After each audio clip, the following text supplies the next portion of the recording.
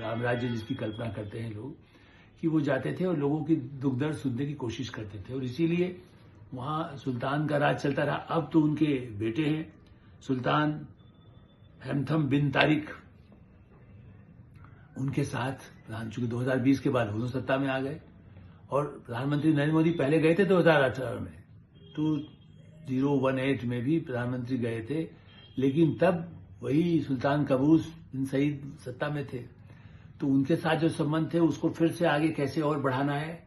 जबकि यहाँ भी सुल्तान आ चुके हैं और ने सब जॉर्डन के किंग भी भारत आए, उनकी जो अगवानी हुई। इथोपिया यदि गए तो वहां पर तो उनको जो सम्मान मिला, जो सर्वोच्च सम्मान जो होता है,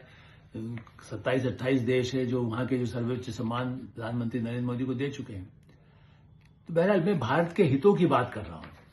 मेरा ये कहना नहीं है कि प्रधानमंत्री, भारत के प्रधानमंत्री होने के नाते तो उनको महत्व मिल रहा है, लेकिन उनके जो सामरिक नीति है, जो कूटनीति है, उसका लाभ भारत को मिले और उन देशों को भी मिले। ऐसा नहीं है, जयशंकर जो है वो भी अभी गए थे फरवरी में, पीयूष गोयल गए थे जनवरी में,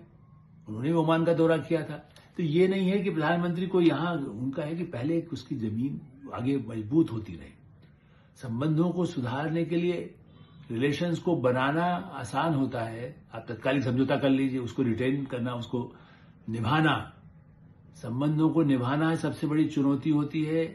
वो जो कर सकता है, चाहे जीवन में हो, समाज में हो, देशों में हो,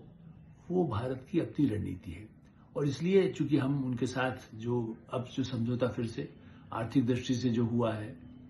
उसका भी एक महत्व है। ओमान चूंकि समय जब अमेरिका आंख दिखाता है तो जॉर्डन के साथ, इथोपिया अफ्रीकन देश है, अफ्रीका की तरफ जो है दूसरी जो उनको बहुत जातियां वो सह चुके हैं दुनिया भर की, उनके साथ उनको तो अफ्रीकी देशों को तो भारत ने ही G20 में शामिल कराया।